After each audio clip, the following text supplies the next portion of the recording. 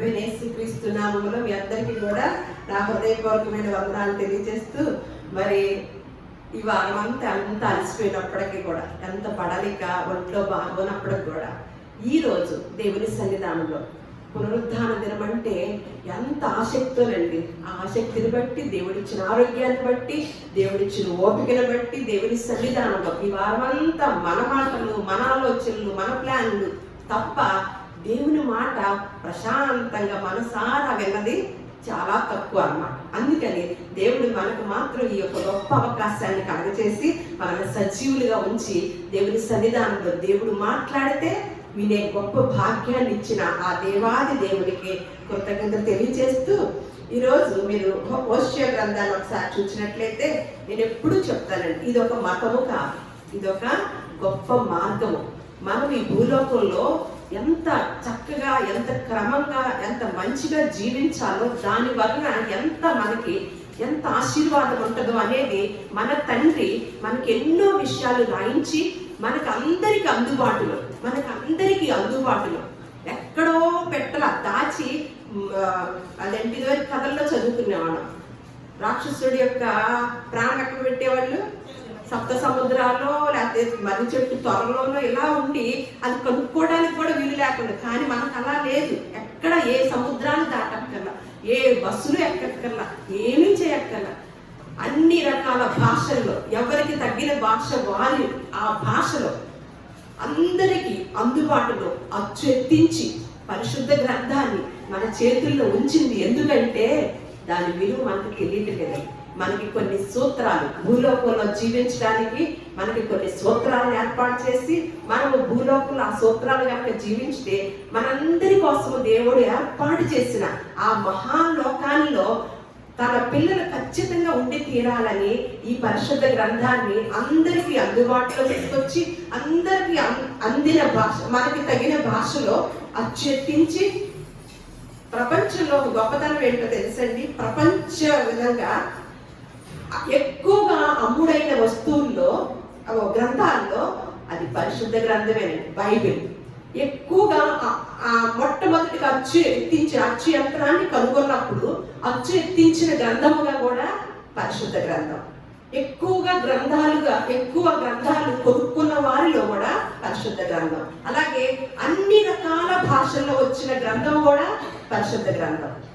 ఇవన్నీ కూడా నేను చెప్పిన ప్రతి మాట ప్రపంచవ్యాప్తంగా మహా గొప్ప వాళ్ళ యొక్క మధ్యలో కూడా ఈ మాట చెప్పినప్పటికీ ఎవ్వరు మనకు ఆక్షేపణ ఉండని మాటలు మనం మాట్లాడుకుంటున్నాము. అటువంటి గ్రంథాన్ని మన చేతుల్లో కలిగి ఉన్నామంటే మనం ఎంత గొప్పవారో తెలుసండి. ఒకటే చెప్తాడు దేవుడు, మీరు సేవించే దేవుడు పరిశుద్ధుడు కనుక మీరు కూడా పరిశుద్ధులుగా ఉండాలి. ఇది కండిషన్, ఇది ఖచ్చితం అన్నమాట. ఇందులో ఎక్కడ తేడా రాకూడదు. ఎందుకంటే మనం సేవించే దేవుడు పరిశుద్ధుడు, మనం కూడా ఎలా ఉండాలంట? పరిశుద్ధులుగానే ఉండాలి. అలా అని ఈరోజు ఒక విధానాన్ని మీకు తెలియజేస్తాను. ఏంటి ఈ విషయాలు కూడా పరిశుద్ధ గ్రంథంలో రాయించి ఉన్నాయా, ఇది కూడా తెలుసుకున్నారా అని మీరు ఆశ్చర్యపోవచ్చు. ఎందుకు మనకి ఈ విషయాలు తెలుస్తున్నాయి, ఈ జాగ్రత్తలు మనం ఎందుకు చెప్పగలుగుతున్నామో బయట ప్రపంచంలో వారిలాగానే ఆధ్యాత్మికమైన మనం కూడుకొని ఈ మాటలు ఎందుకు చెప్పుకోగలుగుతున్నామో ఒకసారి హోషేయ గ్రంథము 747వ పేజీ 6వ అధ్యాయము 3వ వచనంలో నేను చదువుతాను. యెహోవాను గూర్చిన జ్ఞానము సంపాదించుకొందుము రండి. యెహోవాను గూర్చిన జ్ఞానము సంపాదించుకొనుటకు ఆయనను అనుసరించుదము రండి. భూలోకంలో, ప్రపంచంలో క్రైస్తవులు దీనికోసం వెళ్తారా? దేవాలయాలకి. మరి దేనికోసం అని వెళ్తున్నారు? అర్థమైందా? ఏమంటున్నాడు ఇక్కడ? మనం దేవుని సన్నిధికి వెళితేనంట దేనికోసం వెళ్ళాలంటండి? యెహోవాను గూర్చిన జ్ఞానము సంపాదించుకుందాము రండి. మనకేం తెలుసు? ఏమి సంపాదించుకోవడం తెలుసు? ఈ పదం తెలుసా? దీన్ని ఎక్కువ సంపాదించుకుంటామా? ఇది పర్ఫెక్ట్గా చెప్పే వారి దగ్గరికి కూడా పెద్ద ఇష్టంగా వెళ్తామా? అది కూడా చెప్పండి. మనకు రాదు, మనం సంపాదించుకోలేము. సంపాదించి చెప్పే వారి దగ్గరికి వెళ్తామా? ఏమి సంపాదన కావాలి, ఏ సంపాదనని ఎంకరేజ్ చేసేస్తున్నారు అన్న చోటికి వెళ్తామా? ఏం సంపాదన సంపాదించుకోమని దేవుని యొక్క కండిషన్ అండి, యెహోవా జ్ఞానాన్ని సంపాదించుకుందుకు రండి అని. మళ్ళా ఆయనను ఎవరిని, నేను ఇందాకే చెప్పాను, నేను పరిశుద్ధుడిని గనక మీరును కూడా అని కండిషన్. అందుకని ఏమంటున్నాడు, ఆయనను మనం అనుసరించుదము రండి. ఇదండి క్రైస్తవ లోకానికి దేవుడిచ్చిన విధానము. ఏంటి? ఖచ్చితంగా మనము ఆయన్ని అనుసరించాలి. ఈరోజు ఈ వారంలో మనకి December 1 వరల్డ్ ఎయిడ్స్ దినోత్సవంగా జరుపుకున్నారు. మనకి ఆ రోజు కుదరలేదు కాబట్టి ఈ రోజు మనకి అవకాశం వచ్చింది కాబట్టి December 1 తారీఖు వరల్డ్ ఎయిడ్స్ దినోత్సవం అని. అదేదో స్వతంత్ర దినోత్సవం అనుకోకండి, స్వతంత్ర దినోత్సవం వేరు, అదే కదా, దాంతో పాటు కలిపేశారండి అన్ని దినోత్సవాలు. ఇదేంటంట, ప్రపంచవ్యాప్తంగా వరల్డ్గా ఎయిడ్స్ దినోత్సవం అని ఆ రోజున జ్ఞాపకం చేసుకొని దానికి నివారణ కొరకు కొన్ని సూత్రాల్ని, కొన్ని సూక్తుల్ని ప్రపంచవ్యాప్తంగా ఎవరంటే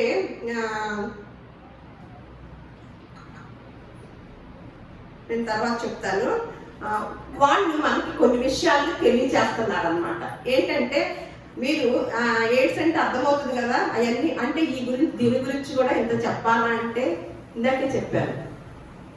ప్రతి విషయాన్ని పరిశుద్ధ గ్రంథంలో రాయించి మనకి బయట ప్రపంచంలో ఏదైనా వ్యాధి వచ్చాక జాగ్రత్త పడతారు అందరికీ తెలుసు, అన్ని సూత్రాలు చెప్తారన్నమాట. అసలు మనం సేవించే గ్రంథంలో ఏమనుందంటే అసలు వ్యాధే రాకుండా ఉండాలి అని కండిషన్ అన్నమాట. ఒక రోగం వచ్చాక అది ఎలాగ తగ్గించుకోవాలో అని మందులు కనిపెట్టే విధానం ఏమన్నా మనుషుల యొక్క తత్వం.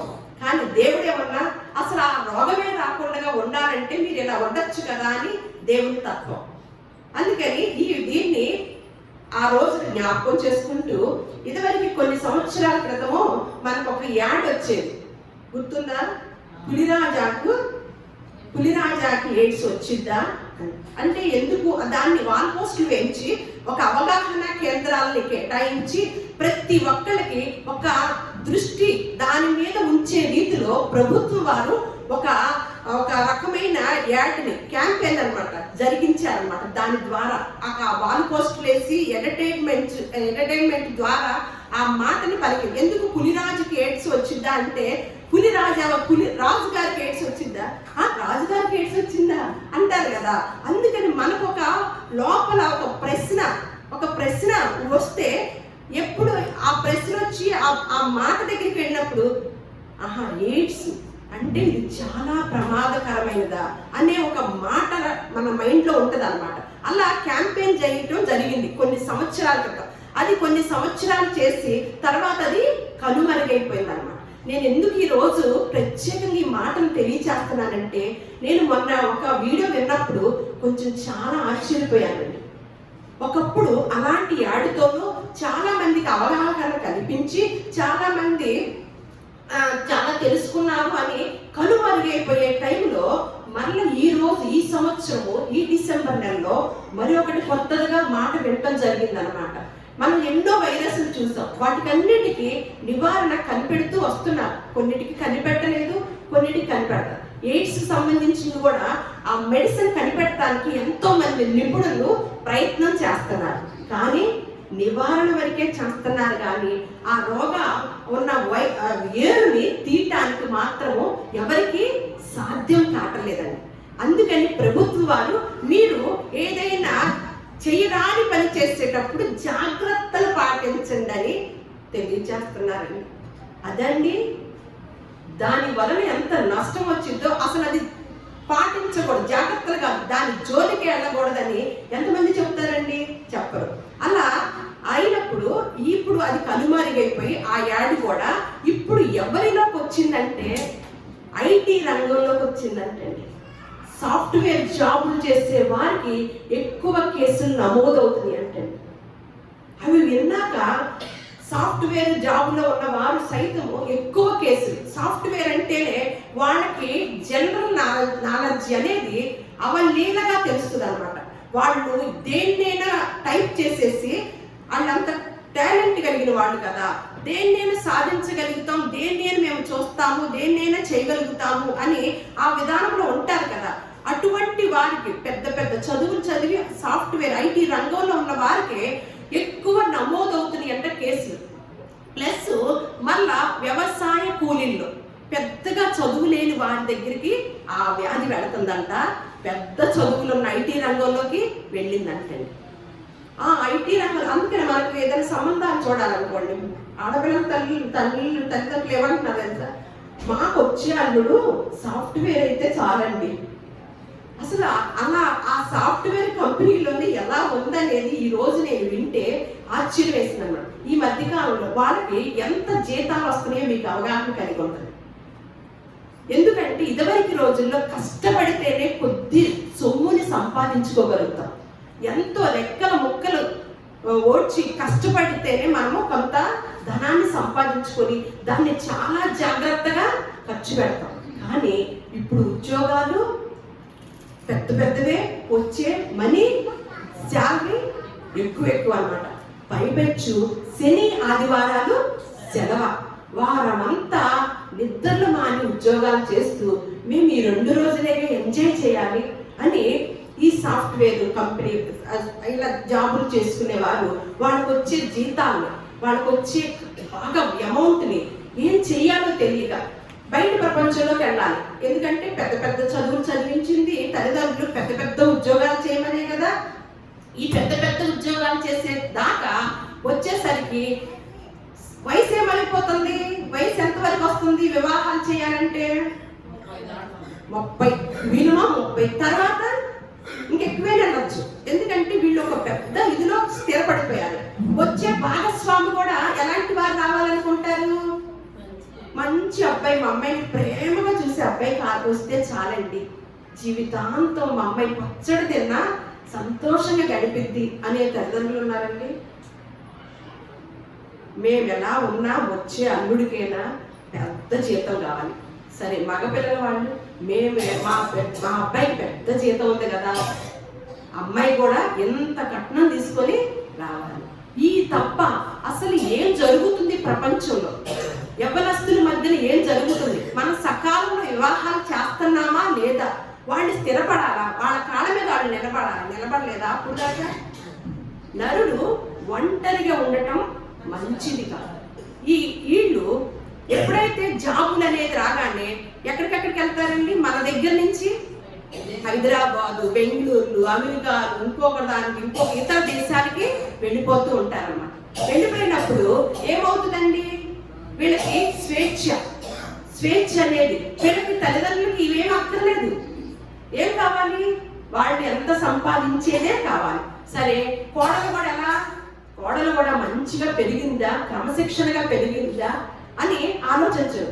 ఆ కోడలు వస్తా ఎంత కట్నం తీసుకొచ్చింది, లేదు మా అబ్బాయితో పాటు ఉద్యోగం చేస్తుందా అంటే బయట ప్రపంచంలో ఇది మాత్రమే ఆలోచించి ఆ ఐటీ రంగంలో ఎలా ఉంది, లేదు బయట ప్రపంచంలో ఎలా ఉంది, పిల్లలు ఎలా ఉంటున్నారు అనేది తక్కువ ఆలోచన చేస్తున్నారు అన్నమాట. అందుకని అసలు ఇప్పుడు మామూలుగా ఇప్పుడు ప్రపంచ వ్యాప్తంగా అంట 4,80,00,000 మందికి ఈ వ్యాధి సోకి ఉందంటండి. 4,80,00,000 మంది ప్రపంచవ్యాప్తంగా. అలాగే మన దేశంలో వచ్చేసరికి 25,44,000 మందికి వచ్చేసి ఉందంట. ఆంధ్రప్రదేశ్లోనే 3 లక్షల మందికి ఉందంటండి. తెలంగాణలో 1,38,000 మందికి ప్రెజెంట్లో ఉన్న లెక్క అనమాట ఉందంట. అలాగే ఈ వైరస్ గురించి సీరియస్గా తీసుకోవటం లేదండి. ఈ వైరస్ ఎప్పుడు సోకిద్దంటే, ఇవన్నీ కూడా నేను రిఫరెన్స్లు అవన్నీ చూపించలేను, కానీ కొన్ని చూపిస్తాను తర్వాత. ఈ జ్ఞానాన్ని పరిశుద్ధ గ్రంథంలో నుంచే సంపాదించిన జ్ఞానం అని మీరు ఆలోచించండి. అందుకని ముందుగానే నేను చదివినిపించాను. యెహోవా గ్రంథాన్ని ఎవరైతే పరిశోధనగా చదువుతారో వారికి మాత్రమే తెలుస్తుంది అన్నమాట. ఈ వైరస్ అనేది ఎలా వచ్చింది, ఎలా మనల్ని ఇబ్బంది పెట్టిద్దో, ఆ వచ్చిన వారు ముగింపు ఎలా ఉంటుందో అనేది మనం చూద్దాం. మన శరీరంలో ఉంట తెల్ల రక్త కణాలు, ఎర్ర రక్త కణాలు ఉంటాయంట. ఈ తెల్ల రక్త కణాలు ఏం చేస్తాయంటే శరీరంలో ప్రవేశించిన క్రిములతో పోరాడి వ్యాధులు రాకుండా కాపాడు. దేవుడు పెట్టిన సిస్టమ్ అండి. మనం అసలు దేవుడి దగ్గరికి వెళ్తాం కానీ ముందు మన శరీరం గురించి, మన శరీరంలో ఉన్న సిస్టమ్ గురించి ఎప్పుడన్నా ఆలోచించామండి? అసలు దేవుడు ఎంత జాగ్రత్త తీసుకున్నాడా ఈ సిస్టమ్కి? అబ్బో, ఈ నిర్మాణం ఎంత చక్కగా జరిగిందా, ఎంత వండరు! ఒక్కటి కూడా కనపడుతుందా? ఏది దానికి ప్రతి అవయవం కూడా దాని పని చేస్తుందా? పని చేయనప్పుడు ఆలోచించకుండా వెళ్ళిపోతాం కదా. సరే, పని చేసేటప్పుడు ఏమన్నా ఆలోచిస్తామా? ఏమి తిందామా, ఏమి త్రాగుదామా, ఏమి ఎంజాయ్ చేద్దామా? ఇది తప్ప నా శరీరంలో ఏమి పెట్టాడు దేవుడు? అందుకని ఆయన సృష్టి కార్యములను తెలుసుకోవాలని ప్రతి వాని చేతిని ముద్రించి తెలుసుకోవాలని ఉంచాడు. ప్రతి వాని చేతిని ముద్రించి ఉంచాడు.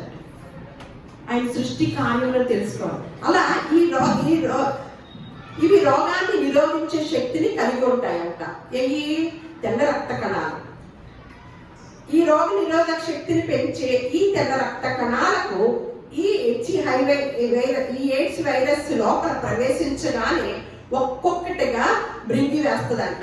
అందుకు శరీరంలో రోగ నిరోధక శక్తి తగ్గి ఏ రోగాలు వచ్చినా శక్తి లేనందున అంటే ఎప్పుడైతే HIV అనే వైరస్ అటాక్ అయిందో మనకి ఏదన్నా చిన్న జబ్బులు వచ్చినప్పుడు, మళ్ళీ విడిగైంది చిన్నవి వచ్చినప్పుడు వెంటనే ఈ మనిషిని ఏం చేస్తాయంట? శరీరంలో రోగ నిరోధక శక్తి తగ్గి ఏ రోగాలు వచ్చినా ఇక శక్తి ఉండదంట. దానికి ఫైట్ చేసే శక్తి ఉండదంట. లేనందున వచ్చిన రోగాలకి ఎన్ని మందులు వాడినా రోగాలు తగ్గపోవటం వలన ఎక్కువైపోయి చివరికి శరీరంలోని మాంసము రోజుకు క్షీణించిపోయి అస్థి పంజరంలా మిగిలి చివరికి చనిపోతారంట. ఇంత భయంకరమైనదంట ఈ ఎయిడ్స్. మరి దీని ఇవంట రోగ లక్షణాలు. సుమారుగా 30 సంవత్సరాల నుండి కూడా ఈ రోగానికి మందు కనిపెట్టాలని ఇప్పటికీ ఎన్నో పరిశోధనలు జరిగిస్తున్నారంట. చివరికి మనిషిని క్షీణింపచేసి అన్ని కూడా అవయవాలన్నీ చావు అనేది చివరిది అయిపోతుంది అనమాట. అందుకని 30 సంవత్సరాల నుంచి కూడా ప్రయత్నం చేసినప్పటికీ ఏ మందు కూడా కనిపెట్టలేకపోతే ఎయిడ్స్ కి ప్రస్తుతం మందు లేదు, నివారణ ఒక్కటే మార్గం అని ఇక క్యాంపెయిన్ చేయడం మొదలెట్టారు అన్నమాట ప్రపంచం వారు. ఏమనంటే నిశ్శబ్దాన్ని ఛేదించండి, ఎయిడ్స్ గురించి తెలుసుకోండి అని చెప్తున్నారంట. జాతీయంగా ఈ ఎయిడ్స్ ని నివారించడానికి ఒక సంస్థను ఏర్పాటు చేయటం జరిగింది. ఆ సంస్థ పేరే నేషనల్ ఎయిడ్స్ కంట్రోల్ ఆర్గనైజేషన్ అంట. మన ఆంధ్రప్రదేశ్ లో కూడా ఎయిడ్స్ ని నివారించడానికి కొన్ని స్వచ్ఛంద సంస్థల ద్వారా కొన్ని కార్యక్రమాలు కూడా ప్రారంభించడం జరిగిందంట. అసలు ఈ రోగం ఎలా వచ్చింది, ఎప్పుడు వచ్చింది, ఎవరి ద్వారా వచ్చింది అనంటే కొంతమంది ఏమన్నా చింపాంజీ ద్వారా, కొంతమంది ఏమన్నా విదేశాల్లో నుంచి వచ్చిందని, కొంతమంది ఏమన్నా రకరకాలు చెప్పారనమాట. సరే, కొంతమంది నిపుణులు చెప్పి కొంచెం తెలుసుకొని మనం బైబిల్ గ్రంథంలోకి వెళ్దాం అనమాట. ఏమంటే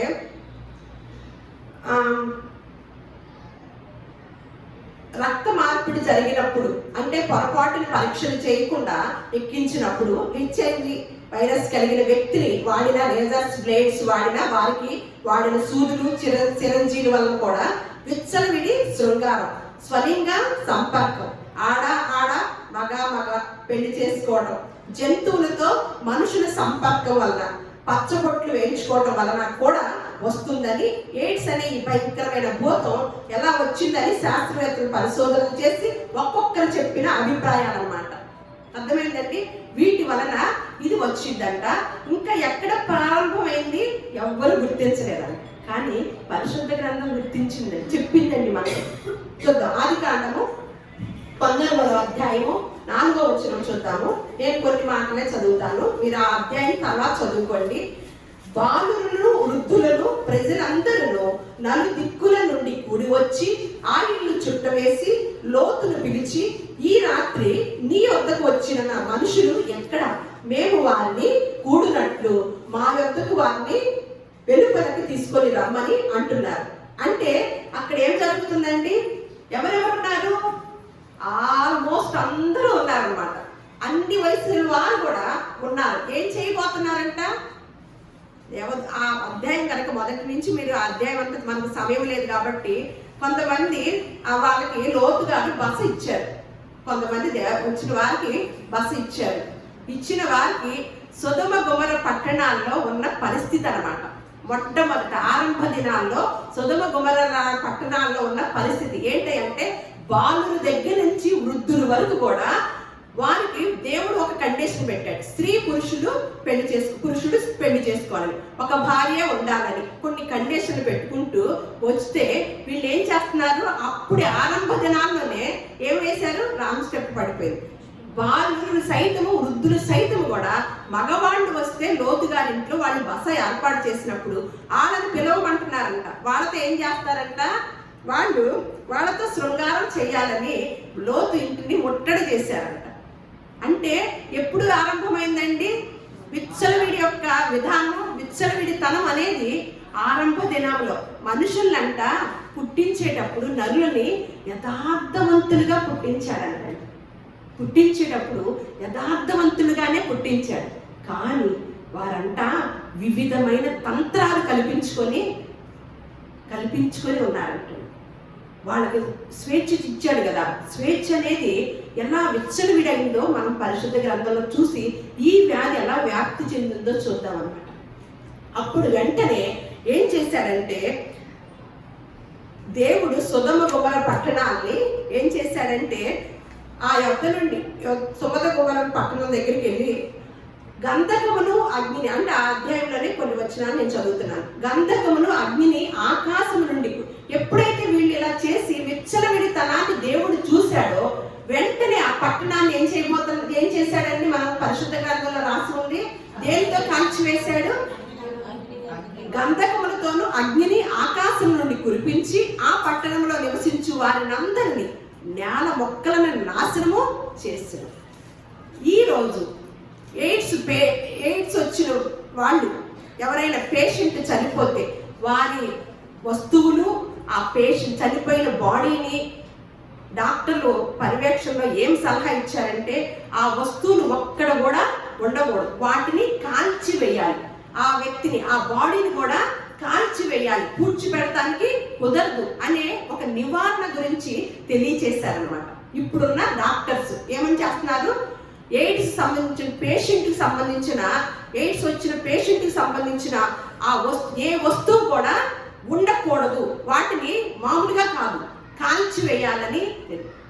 ఇది ఎప్పుడు తెలియచేశాడండి దేవుడు? కాల్చివేయాలి, అలాంటి వారిని కాల్చివేయాలి, ఆనవాళ్ళు కూడా ఉండకూడదని ఏ రోజు మనకి తెలియచేయటానికి ప్రారంభించాడండి? ప్రారంభ దినాల్లోనే మనకు తెలియచేసి ఏం చేశాడు? ఆ విచ్చలవిడితనాన్ని, అంటే ఆ ప్రాంతమంతా అదే ప్రజలు కాబట్టి వారందరినీ అగ్ని గంధకములతో కాల్చివేశాడంటండి. నేల మొక్కల సైతం కూడా కాలిపోయినాయి అంటండి. అయినప్పటికీ ప్రపంచం తెలుసుకుందండి. ఇలా జాగ్రత్తలు చెప్పి మంచి సూత్రాన్ని, ఒక క్రమశిక్షణ కట్టడి చెప్తేనేమన్నా ఇది మతం, మాకు సంబంధించింది కాదు. మరి ఈ మతంలోనే, ఈ మార్గంలోనే ఈ జాగ్రత్తలు కూడా దేవుడు తన బిడ్డల కొరకు రాయించాడు అని. ఏం చేస్తున్నా అంటే, మనం సేవించేది వాళ్ళు కొన్ని నివారణలే ఇస్తున్నారన్నమాట. అందుకనే ఇప్పుడైతే, అప్పుడు పులిరాజుకి ఎయిడ్స్ వచ్చిందా అనేది ఇప్పుడు ఏమంటున్నారంటే హైటెక్ పులిరాజు అంట. హైటెక్ పులిరాజుకి ఎయిడ్స్ వచ్చిందా ఇప్పుడు క్యాంపెయిన్ చేద్దాం అనుకుంటున్నారంట. అర్థమైందా? కానీ మన సేవించే దేవుడు ఆ వేరునే తీయాలని కొన్ని కండిషన్ తెలియజేస్తున్నాడు. మన ప్రపంచంలో ఉన్న నిపుణులు వచ్చాక వచ్చే ముందు, మీరు ఏదైనా చేసే ముందు ఈ జాగ్రత్తలు పాటించండి అంటున్నారే కానీ మన సేవించే దేవుడు దానిని మొత్తాన్ని రూపుమాపాలని కొన్ని సూత్రాలను రాయించారండి. దానిలో నిర్గమాకాండం 20 అధ్యాయం 14 వ్యభిచరింపకూడదు అని దేవుడు తన పిల్లలకి మెల్లగా చెప్పాడా? ఆజ్ఞల్లో ఒక ఆజ్ఞ. ఏమని? వ్యభిచరింపకూడదని తన పిల్లలకి ఒక ఆజ్ఞగా జరిగిందనమాట. మళ్ళా మనం ఇప్పుడు ఎందుకు వస్తుంది ఎయిడ్స్ అనేది తెలుసుకున్నాము. ఇప్పుడు బైబిల్ గ్రంథంలో మనకి దేవుడు ఏమి కండిషన్స్ పెట్టాడో చూద్దాం. ద్వితీయోపదేశకాండం 27 అధ్యాయం 21 ఏ జంతువుతో నైనను శైలించువాడు శాపగ్రస్తుడు. కొంతమంది చెప్పారు కదా, ఇది చింపాంజీ ద్వారా కూడా, జంతువుల ద్వారా కూడా అటాక్ అయిందని. కానీ ఇది క్రీస్తుకు పూర్వం కొన్ని వేల సంవత్సరాల క్రితమే దేవుడు ఒక కండిషన్ గా చెప్పడం జరిగిందని. ఏ జంతువుతోనైనను శయనించువాడు శాపగ్రస్తుడు. లేవికాండం 20 అధ్యాయం 11 ఒకడు స్త్రీతో శయనించినట్లు పురుషునితో శయనించిన ఎడల వారిద్దరూ హేయ క్రియలు చేసిన గనుక వారికి మరణ శిక్ష విధింపవలను, తమ శిక్షకు తామే కారణం. దేవుడు చెప్పింది ఏంటి? కుటుంబ వ్యవస్థ అనేది ఎలా పెట్టాడు? ఒక స్త్రీ ఒక పురుషుడు పెళ్లి చేసుకోవాలని పెట్టాడు. మన వ్యవస్థ ఏమొచ్చింది? మధ్యలో జ్ఞానం వెనుతలలేసి బాగా చదువుకున్న వారు కదా ఇలాంటి చేసేది. చట్టం కూడా వచ్చిందండి. మన చట్టం వాళ్ళు చదువుకోలేదా? ఇప్పుడు ఏమని ఉంటుంది చట్టంలో? ఏమేమి ఉన్నాయి సూత్రాలు? ఇలా చేసుకోవచ్చు, ఆడవాళ్ళు పెళ్లి చేసుకోవచ్చు, మగవాళ్ళు పెళ్లి చేసుకోవచ్చు. కొన్ని సంవత్సరాల పాటు ఏమంటారు దాన్ని?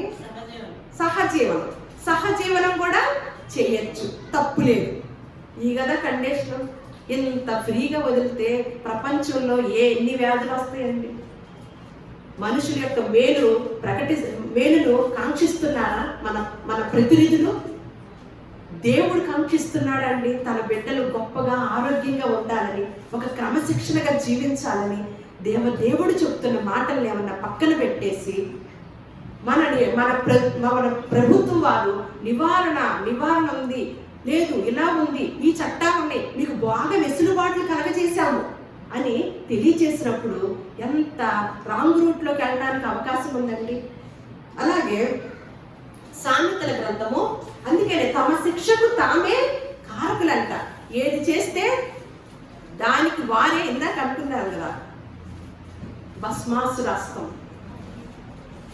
తనకి దేని మీదైతే మొక్కు ఉందో ఆయనకి, ఆ స్త్రీ ద్వారానే తనను భస్మం చేసేసాడు.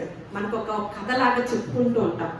మనం దేనికి ఆశ కలిగి ఉంటామో దానితోనే మన జీవితం పతనం అవుతుందని. అది మంచిదా అది చెడ్డదా అనేది మనం ఆలోచించుకోవాలి. సామెతల గ్రంథము 5వ అధ్యాయం 8 జాలశ్రీయుడు ఛాయకు పోక నీ మార్గము దానికి దూరముగా చేసుకోను, దాని ఇంటి వాకిట దగ్గరకు కూడా వెళ్ళకు. వెళ్ళిన ఎడల తుదకు నీ మాంసమును నీ శరీరమును క్షీణించు. ఇది ఎప్పుడు చెప్పారండి?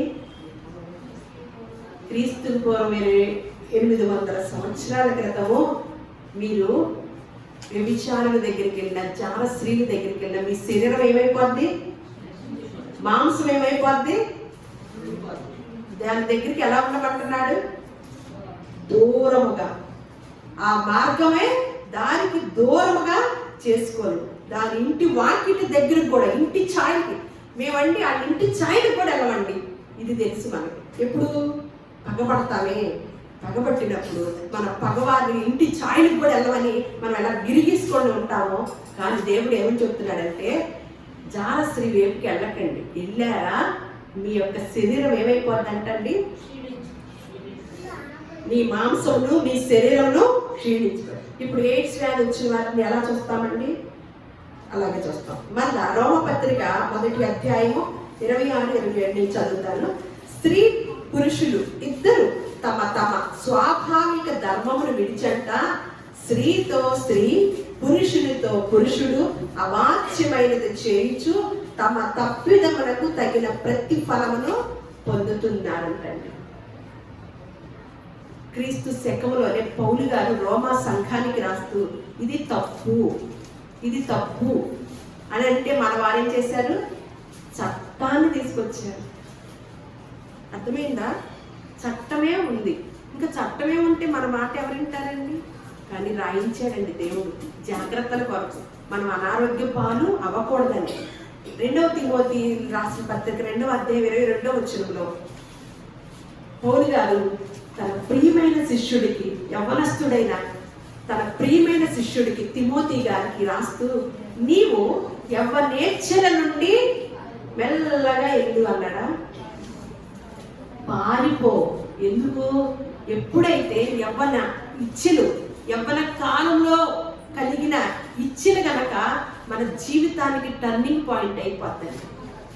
ఆ ఇచ్చిన నుండి గనక మనం దూరంగా గనక లేకపోతే అప్పుడు వేసిన అడుగు జీవితాంతం ఉండే అవకాశం ఉంటుంది. కాబట్టి తన ప్రియమైన శిష్యుడైన తిమోతికి పౌలు గారు చక్కగా చెప్తూ మనకు కూడా చెప్తున్నాడు అన్నమాట.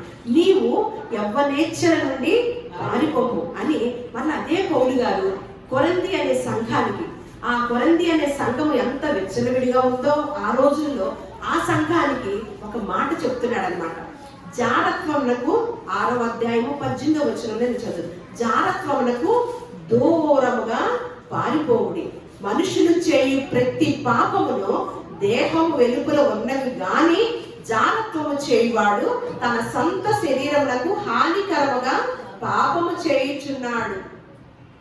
మిగతా అన్ని అబద్ధాలు కొన్ని ఉంటాయి, దొంగతనాలు, మిగతా అన్ని బయట వెలుపలగా. ఇక మనకి పెద్ద శరీరానికి ఏమి ఇబ్బంది ఉండదు, తర్వాత ఉంటుంది ఇబ్బంది. కానీ జారత్వం అనేది తనకేం చేస్తున్నారంట? తన దేహం చేయి ప్రతి వాడు కూడా తన దేహం వెలుపల ఉన్నాయి కానీ తన సొంత శరీరములకే హాని కలిగించుకుంటున్నాడని ఎప్పుడో జాగ్రత్త క్రీస్తు శకంలోనే చెప్పడం జరిగిందండి. మనం సేవించే మార్గదర్శకుడు ప్రభువైన యేసు క్రీస్తు వారు ఇంకా టోటల్గా ఒక గొప్ప అద్భుతమైన మాట చెప్పాడండి. ప్రపంచంలో ఏ గ్రంథం కూడా చెప్పలేని మాట ఆనవాళ్ళు కూడా లేకుండా చెయ్యాలని ఏమంటున్నాడంటే, మీరు వ్యభిచారము జాగ్రత్తము వాళ్ళ దగ్గరికి వెళ్ళొద్దు, వాళ్ళు వెళితే ఎలా ఉంటది అని చెప్పింది ఇప్పుడు వరకు విన్నారు కదా. ఇప్పుడు యేసుక్రీస్తు వారు చెప్పున్నది ఏమనగా, ఒక స్త్రీని ఒక పురుషుడు మోహపు చూపుతో చూచు ప్రతి వాడు అప్పుడే తన హృదయమందు ఆమెతో వ్యభిచారము చేసిన వాడవును కదా.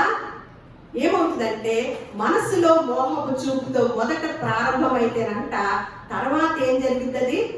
కార్యరూపం దాల్చింది. కనుక వేరుగా ఉన్నప్పుడే ఆ ఆలోచనని త్రుంచివేస్తే మహావృక్షముగా పాపము జరగదు. ఆ పాపం వలన వచ్చు జీతము రోగము, భయంకరమైన రోగము. అందుకని యాకోబు రాసిన పత్రిక 1వ అధ్యాయం 15వ వచనం, దురాశ ఆశ ఏంటి? నరుడు ఒంటరిగా ఉండటం మంచిది కాదు కాబట్టి సాటి అయిన సహకారం చేసి ఆ భార్యాభర్తలు సంతోషంగా ఉండమని, ఆశతో సంతోషంగా ఉండమని దేవుడు చెప్పాడు. దురాశ ఎప్పుడొచ్చింది? ఎప్పుడైతే వేరే వారిని ఆశించుతామో అప్పుడు ఏమంటారు? దాన్ని ఆశ అంటారా, దురాశ అంటారా? మనకున్నా కూడా మనకంటూ ఒక కట్టుబాట్లు ఉంటే మనం పక్కోడే కావాలనుకున్నప్పుడు ఏం కలిగిందని దాన్ని ఏమంటారు? దాని పేరు దురాశ. దురాశ ఏం ధరించిందంట? గర్భం ధరించిందంట. అప్పుడు ఏం కంటదంట? పాపమును కరగా పాపము పరిపక్వమై ఎయిడ్స్ రోగాన్ని కలుగును. అర్థమైందండి? పాపము పరిపక్వమై ఎయిడ్స్ రోగాన్ని కలుగు. అందుకనే దీని యొక్క నివారణ అంటే ఆయన కీర్తనలు అంటాడు, ఆయన తన వాక్కును పంపి వారిని బాగు చేసి. ఆయన వాక్ ఏంటంటే ప్రసంగి గ్రంథము 11వ అధ్యాయము నేను చదివి ముగించుదాము. ప్రసంగి గ్రంథము 11వ అధ్యాయము 9వ వచనంలో చక్కగా చెప్తున్నాడు, యవ్వనుడా నీ యవ్వనమందు సంతోషపడు. హైటెక్ పులి రాజాలకి, ఎవరికి మాట? హైటెక్ పులి రాజాలకు అన్నమాట.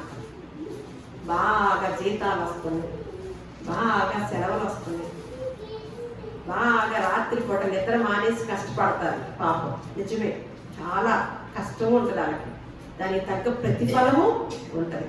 కానీ దానిని ఏం చెయ్యాలో తెలియక వీళ్ళని ఇతర దేశాలు కూడా పంపిస్తూ ఉంటారు కంపెనీల తరపున.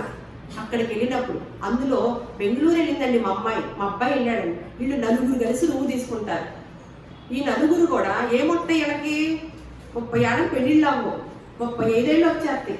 ఏమొస్తాయి వీళ్ళకి? యవ్వనేచ్ఛలు. అంటే ప్రకృతి ధర్మం.